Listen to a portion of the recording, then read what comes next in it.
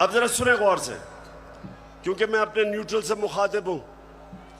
मैं अब जरा उनको बताना चाहता हूं हमारे से हुआ क्या। जब 25 मई को हमारे ऊपर पुलिस ने तशद्दुद किया तो पुलिस के अंदर से मुझे बताया गया,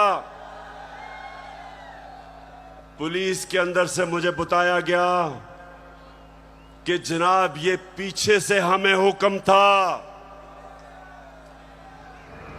यानी कि न्यूट्रल्स का प्रेशर था कि इनको फेंटा लगाओ।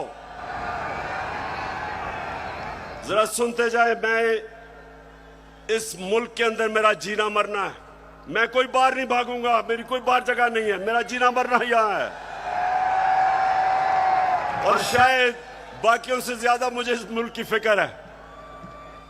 तो मुझे यह कहा गया कि ना जनाब हमारे पीछे से प्रेशर है। फिर ये जो चीफ इलेक्शन कमीशन हर फैसला हमारे खिलाफ दे रहा है, पूरा ये जो मुझे डिस्क्वालीफाई करने की कोशिश है, अंदर से पैगाम आता है कि जी वो तो कुछ नहीं कर रहा, पीछे से प्रेशर है बूट का। फिर सुनते जाएं, हमें ये जो ऑपोजिशन है, ये जरा मैं चाहता हूं सुने कि बदनाम कौन कर रहा है हमारी फौज को। ये अभी ये जो पुलिस वाला जो हुआ शहबाज गिल से, हमने पुलिस से पूछा तुमने तशद्दुद, हमें तो पता ही नहीं जी, पीछे से हुआ है कुछ, वो भी आपकी तरफ कह रहे हैं। तो जो भी हो रहा है आज पाकिस्तान में, जो गलत काम होता है आपका नाम लग जाता है।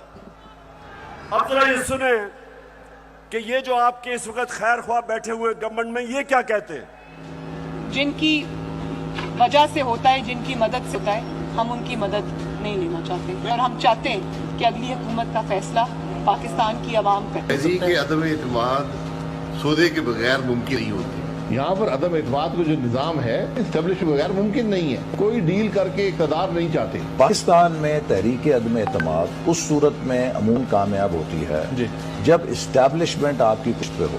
एस्टेब्लिशमेंट करती है, वो डील का नतीजा हो। जब भी अदम एतमाद से होते हैं तो यकीनन डील करती है। इस्टेब्लिशमेंट के बगैर अदम एतमाद की तहरीक को कामयाब नहीं किया जा सकता, क्योंकि इस्टेब्लिशमेंट की एक तीसरी कुव्वत के तौर पे या चौथी कुव्वत के तौर पे पार्लियामेंट में यानी मुकर्रम खुद जो है मौजूद है।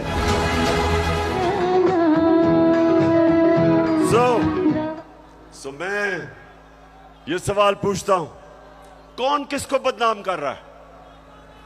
और उसके बाद जरा सुनते रहे, हमें पैगाम आता है, मेरे घर से कोई मिलने आता है, उसको टेलीफोन आ जाता है एजेंसी से जी कि जी आप क्या करने गए थे। मेरे घर में लोग मिलने आ रहे हैं, पुलिस खड़ी है नीचे, उनके जूते उतार रही है। ये पुलिस नहीं कर रही, पुलिस हमें खुद बताती है कि पीछे से न्यूट्रल्स का हुक्म है हमें।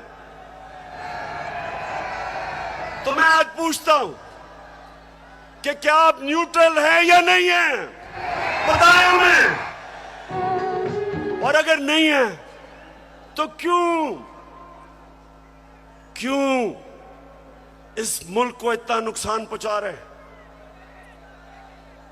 अगर इन लोगों के साथ आपने खड़ा होना है तो क्या आपका ख्याल है कि जो कौम 30 साल से इनको चोर समझती है, वो क्योंकि आप आज इनके साथ खड़े हैं, वो इनको पाक कर देगी, वो मान जाएगी कि ये नहीं, चोर नहीं है।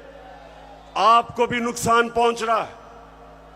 मैं आज इसलिए कह रहा हूं सब कुछ कि मुझे पता है प्लान क्या बना हुआ है। जो मिस्टर वाई आया, मुझे पता है वो क्या प्लान बना के आया है कि मीडिया को दबाओ, आवाज बंद करो, इनको डराओ धमकाओ, शहबाज गिल को मिसाल बनाओ, इमरान खान को जेल में डाल दो।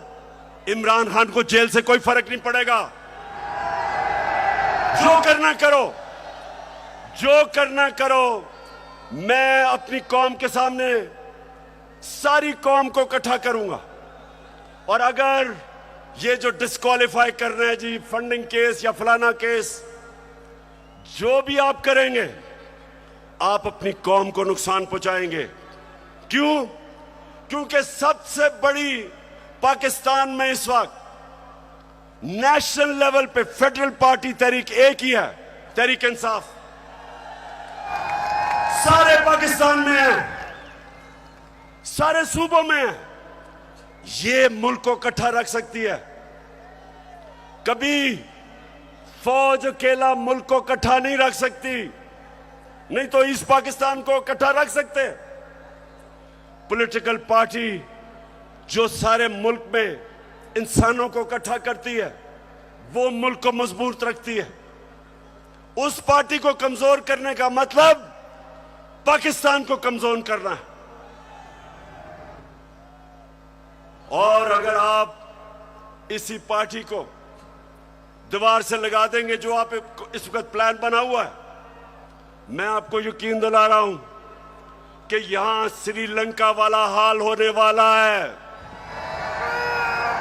अभी तो हम आइन और कानून के बीच में चल रहे हैं, लेकिन जब एक पॉलिटिकल पार्टी हट जाएगी रास्ते से तो जो हालात है पाकिस्तान में, कौन रोकेगा पब्लिक को? 22 करोड़ लोग हैं।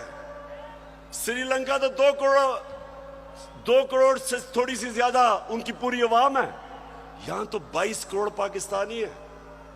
जो हालात है, अगर इसमें आप पॉलिटिकल पार्टी को खत्म करके इन चोरों को ऊपर मुसल्लत करेंगे, नुकसान तो मुल्क है। और मैं इसलिए आखिर में कहता हूं कि इस मुल्क के पास सिर्फ एक रास्ता है, और वो रास्ता है साफ और शफाफ इलेक्शंस का। ये जो बाकी तरीके इख्तियार किए जा रहे हैं, एक वो सेटअप, एक जिनके पास पब्लिक में निकल नहीं सकते, जलसा वो नहीं कर सकते, उन लोगों को अगर, और 30 साल से जो चोरी कर रहे हैं, अगर आप समझते हैं कि ये कौम उनको एक्सेप्ट कर जाएगी, कौम भी नहीं एक्सेप्ट करेगी, कोई भी इन्हें एक्सेप्ट नहीं करेगा, ना बाहर इनकी क्रेडिबिलिटी, ना पाकिस्तान में। और आगे हमारे मुल्क के हालात बिगड़ते जाएंगे। ये कर्जे लेके और समझना कि जी मुल्क चलना शुरू हो गया है क्योंकि कई मुल्कों ने कर्जे दिए, ये कैंसर का इलाज डिस्प्रिन से हो रहा है। कर्जे बढ़ते जा रहे हैं, कर्जे का बोझ बढ़ता जा रहा है। ये इस तरह मुल्क नहीं चलेगा। जब तक पॉलिटिकल स्टेबिलिटी नहीं आएगी, माशी हालात ठीक नहीं होंगे। तो मैं आखिर में अपनी तकरीर खत्म करने से पहले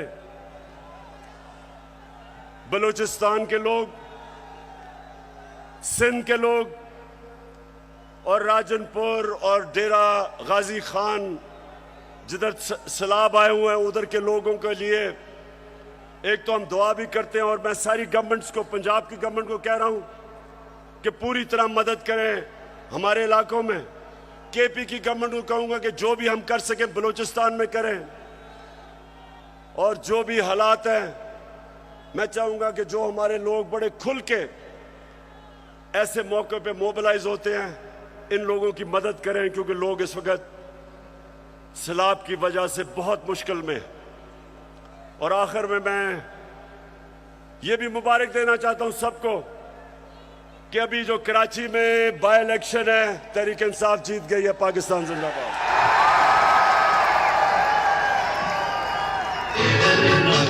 तेरे इश्क में जो